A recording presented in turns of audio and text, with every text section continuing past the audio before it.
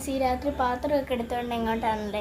മുറ്റത്ത് മുല്ല മുഴുവനും വിരിഞ്ഞ് നല്ല മണം. അപ്പം നമുക്ക് പറിച്ച് കോർക്കാം. എന്നിട്ട് നാളെ രാവിലെ കുളിയൊക്കെ കഴിഞ്ഞ് ചൂടാം. വാ.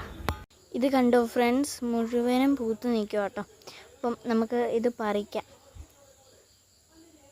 ഇതിപ്പം മുട്ട് വിരിഞ്ഞതേ ഉള്ളൂ കേട്ടോ. അപ്പം നമുക്ക് ഇത് കോർക്കാം, പറിക്കാം.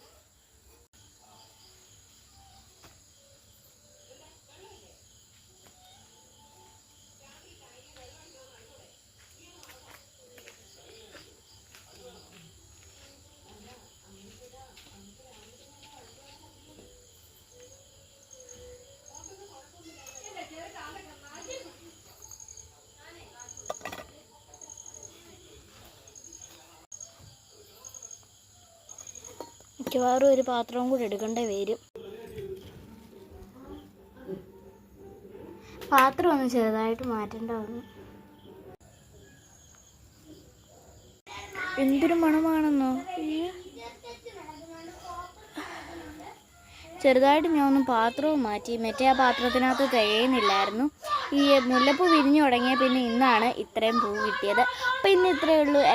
എല്ലാവരും വീട്ടിൽ മുല്ലപ്പൂ ഒക്കെ ഉണ്ടോ എന്ന് കമൻറ്റ് ചെയ്യണം. അപ്പോൾ ഇന്ന് ഇത്രയേ ഉള്ളൂ. ടാറ്റാ.